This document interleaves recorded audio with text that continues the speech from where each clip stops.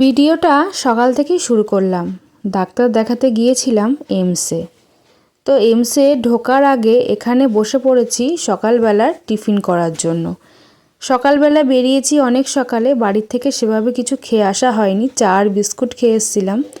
তো ওখানে ঢোকার আগে আমরা এখান থেকে একটু খেয়ে ভেতরে যাব, যেহেতু ভেতরে গেলে বাইরে বেরোনো খুবই কষ্ট, অনেকটা দূরের পথ। এই যে নিয়ে নিয়েছি ঘুগনি আর লুচি। দেখতেই পাচ্ছ সকালবেলা ঘুগনি আর লুচি নিয়ে নিয়েছি, খাবো। খেয়ে আমি আর তোমাদের দাদাভাই ধীরে ধীরে যাব এমসের গেটের দিকে। কারণ এখানে কি বলতো, অনেক সকালবেলা আমাদের আসতে হয়, কারণ আমাদের গেদে লোকাল ধরে আসি, যেহেতু প্রায় 2 ঘন্টা 2.5 ঘন্টা লেগে যায় এখানে আসতে।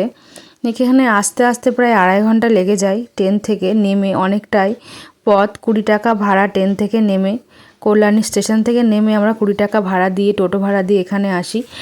আর দেখতেই পাচ্ছ যে হাঁটতে হাঁটতে এখান থেকে না গাড়িও পাওয়া, যারা অসুস্থ মানুষ থাকে তাদের জন্য ফ্রি সার্ভিসের গাড়ি পাওয়া যায়। আজকে দেখলাম গাড়িটা নেই, ওই জন্য হেঁটে হেঁটেই যাচ্ছি আমরা।